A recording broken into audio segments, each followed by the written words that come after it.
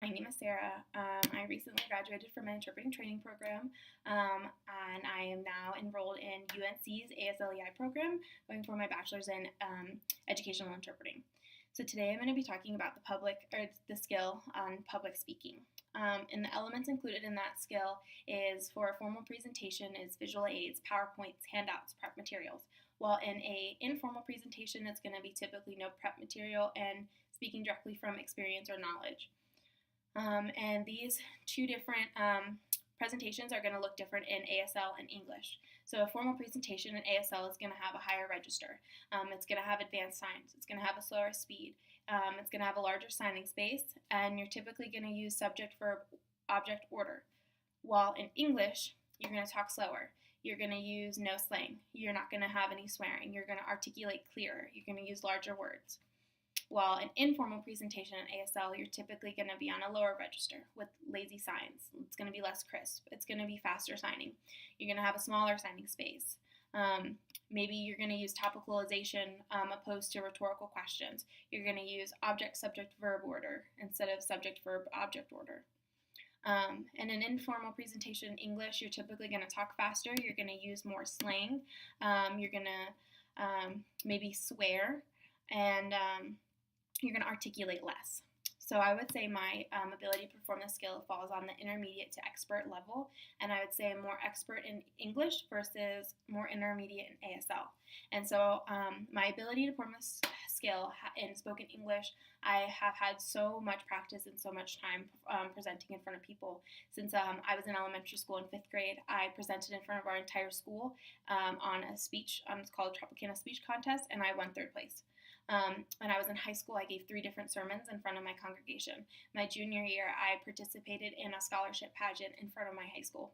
And I've also taken speech classes, and in the interpreting program that I was in, I graduated from, we also had experience public speaking as well.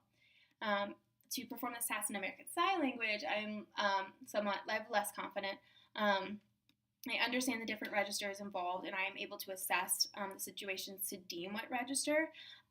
In the last program that I graduated from, since the 2nd semester, we probably did 15 different activities in each class, times 4 classes a semester, times 5 or 4 semesters of how many times that we had to present in front of our class. We presented in the different modes of discourse. We used narrative, expository, formative, persuasive types. We did so much in that program. I had feedback from my professors. I had feedback from the deaf community. I had feedback from my peers, from my mentor.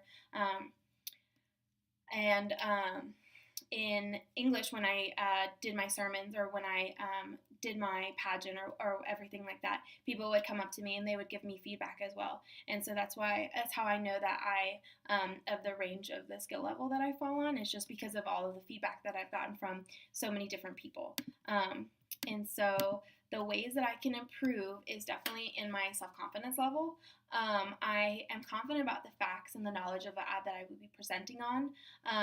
However, when people are watching me and they're judging my language and grading my ability to speak, my self-confidence definitely goes down. My hands shake, my face turns red. I believe if I work on my self-confidence that I'll have better outcomes in presenting.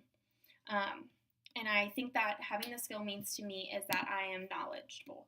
I'm able to assess the registers. I'm able to deem what environment and what situation to apply those different registers on. I understand the phonology, the morphology, the production, the syntax of all what goes on in the different public speaking and informal and formal types of speeches, and to apply it to different languages and different registers.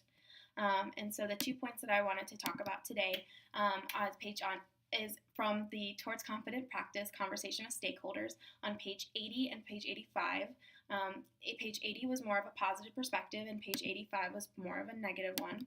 On 80, they talked about interpreters aspire towards the highest standards they can achieve. And on 85, it said interpreters who are not yet certified lack motivation, commitment, or insufficient training. And I just wanted to speak on my personal experience that I didn't have a gap. I graduated from my ITP, and 2 weeks later I took this program, and I'm now in this program. And I didn't feel like my ITP didn't have sufficient training, but I just wanted more.